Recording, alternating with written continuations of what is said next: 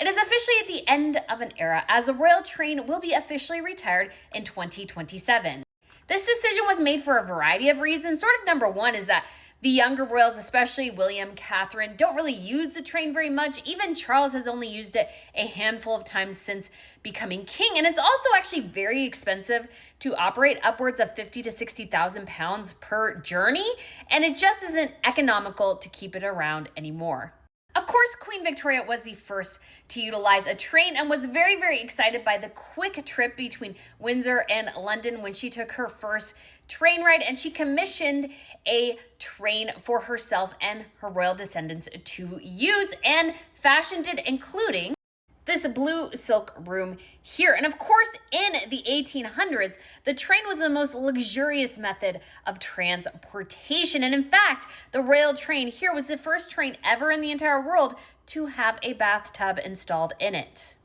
Queen Elizabeth, of course, loved the train. She preferred it as a method of transportation, and it's one of the few places that she could really feel like she had a level of privacy. Here she is traveling with some of her kids and Lady Sarah Chateau, who was her niece. And so she actually saved this from being decommissioned a bit earlier because Queen Elizabeth, again, loved it. And she was a bit traumatized from having to decommission the Royal Yacht Britannia from the royal family's use.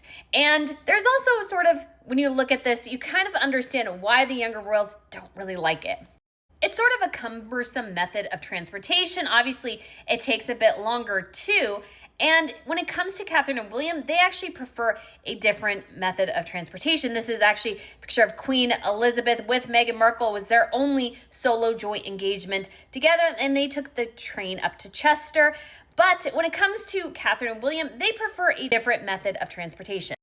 They like helicopters. And helicopters, believe it or not, are actually a bit cheaper than the train when it comes to method of transportation. And so it actually makes sense, and the royal family is investing, I believe, if I'm understanding correctly, in 2 new helicopters, in part by decommissioning the train. And I think they should probably invest maybe in some more, I don't know if they can invest in an airplane or not too for royal engagements, because that is definitely the preferred method of transportation right now. And helicopters are also much faster. So William and Catherine can do an engagement and get back home within a very short period of time rather than taking a train or of course, Catherine and William have used trains before, and they're actually using trains more and more frequently to go to engagements. They're just using public transportation, which makes a whole ton of sense.